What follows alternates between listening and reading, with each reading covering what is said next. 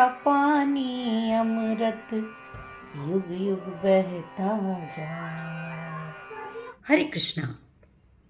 दोस्तों, आप सभी का हमारे चैनल रंग बिरंगी दुनिया में बहुत बहुत स्वागत है। तो आज मैं जो जानकारी देने जा रही हूँ है गंगा दशहरा की। गंगा दशहरे का क्या महत्व है, इसकी क्या कथा है, कैसे करना चाहिए, सब कुछ जानने के लिए बने रहिएगा आप हमारी वीडियो में लास्ट तक। गंगा दशहरा को लेकर यह मार्मिक मान्यता है कि इस दिन ही गंगा स्वर्ग से धरती पर अवतरित हुई थी। गंगा दशहरा पर पवित्र गंगा नदी में स्नान जरूर करना चाहिए। अगर आपके लिए ऐसा कर पाना संभव ना हो तो आपको घर पर ही स्नान करते हुए पानी में जल मिलाकर स्नान कर लेना चाहिए, वो भी मंत्र के साथ। गंगा स्नान हिंदू धर्म में बहुत महत्वपूर्ण माना जाता है। ऐसा माना जाता है कि गंगा में स्नान करने से शरीर, मन और आत्मा की शुद्धि होती है, पापों से मुक्ति मिलती है और मोक्ष की प्राप्ति होती है। तो आइए जानते हैं गंगा दशहरा का धार्मिक महत्व क्या है। इससे पापों से मिलती है मुक्ति, मोक्ष की होती है प्राप्ति और आध्यात्मिक शक्ति। गंगा स्नान को पापों को दूर करने और पुण्य प्राप्त करने का सबसे अच्छा साधन माना गया है। यह माना जाता है कि गंगा में स्नान करने से व्यक्ति को मोक्ष मिलता है, अर्थात जन्म मरण के चक्र से मुक्ति मिलती है। गंगा स्नान से आध्यात्मिक शक्ति बढ़ती है और व्यक्ति को मानसिक शांति भी मिलती है।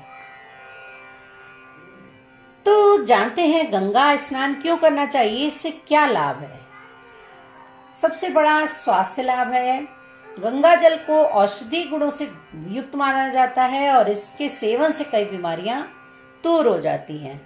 आप देखिए, साधारण जल को अगर आप रखते हैं तो उसमें कीड़े पड़ जाते हैं, लेकिन गंगा का जो पवित्र जल है आप सालों साल भी वैसा का वैसा ही रहता है। गंगा स्नान में मन, शरीर और आत्मा की शुद्धि होती है, जिससे व्यक्ति को सकारात्मक ऊर्जा मिलती है। पूर्णिमा, अमावस्या, गंगा दशहरा, मकर संक्रांति जैसे शुभ अवसरों पर गंगा स्नान का विशेष महत्व होता है। आइए जानते हैं इसके नियम क्या हैं। गंगा स्नान शुभ ब्रह्म मुहूर्त यानी कि 4 से 5:30 के बीच करना चाहिए। गंगा में स्नान करने से पहले थोड़ा गंगा जल लेकर माथे पर लगाना चाहिए। स्नान करते समय कुछ नियमों का पालन करना चाहिए, जैसे कि साबुन, शैम्पू आदि नहीं लगाना चाहिए। स्नान के दौरान हर हर गंगे, ओम गंगे इस तरह मंत्र जाप करनी चाहिए। अब जानते हैं इसका वैज्ञानिक महत्व क्या है। जीवाणुनाशक। गंगा जल में जीवाणुनाशक गुण होते हैं जो पानी को दूषित होने से बचाते हैं। गंगा जल में विभिन्न खनिज और जड़ी बूटियों के गुण होते हैं जो स्वास्थ्य के लिए फायदेमंद होते हैं। संक्षिप्त रूप में आपको बता दें कि गंगा स्नान का धार्मिक और आध्यात्मिक प्रक्रिया है जो व्यक्ति को पापों से मुक्ति, मोक्ष और मानसिक शांति दिलाती है।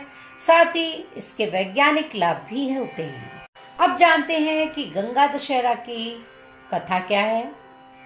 एक बार महाराज सगर ने व्यापक यज्ञ किया। उस यज्ञ की रक्षा का भार उनके पौत्र अंशुमान ने संभाला।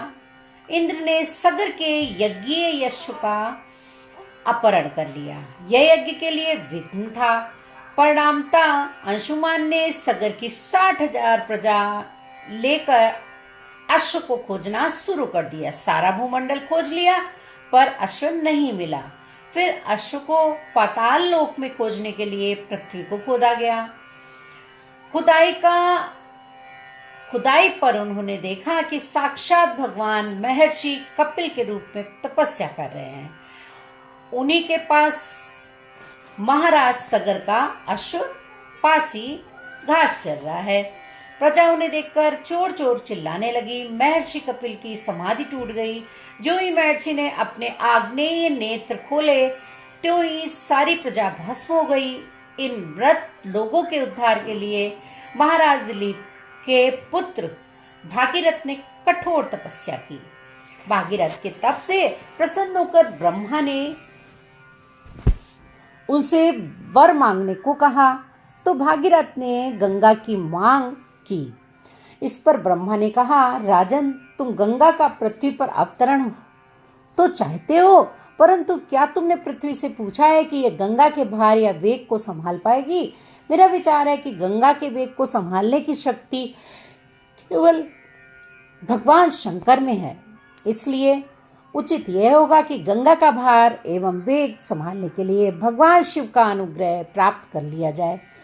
महाराज भगीरथ ने वैसे ही किया। उनकी कठोर तपस्या को प्रसन्न होकर ब्रह्मा जी ने गंगा की धारा को अपने कमंडल से छोड़ा। तब भगवान शिव ने गंगा की धारा को अपनी जटाओं में समेटकर जटाएं बांध लीं। इसका परिणाम यह हुआ कि गंगा को जटाओं से बाहर निकलने का पथ नहीं मिल सका।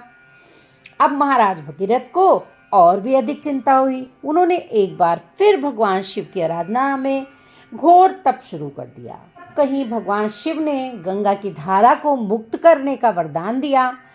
इस प्रकार शिव जी की जटाओं से छूटकर गंगा जी हिमालय की घाटियों में कल कल निनाद करती हुई मैदान की ओर मुड़ी। इस प्रकार भागीरथ पृथ्वी पर गंगा का वर्ण करके बड़े भाग्यशाली हुए। उन्होंने जनमानस को अपने पुण्य से उपकृत कर दिया। युगों युगों तक बहने वाली गंगा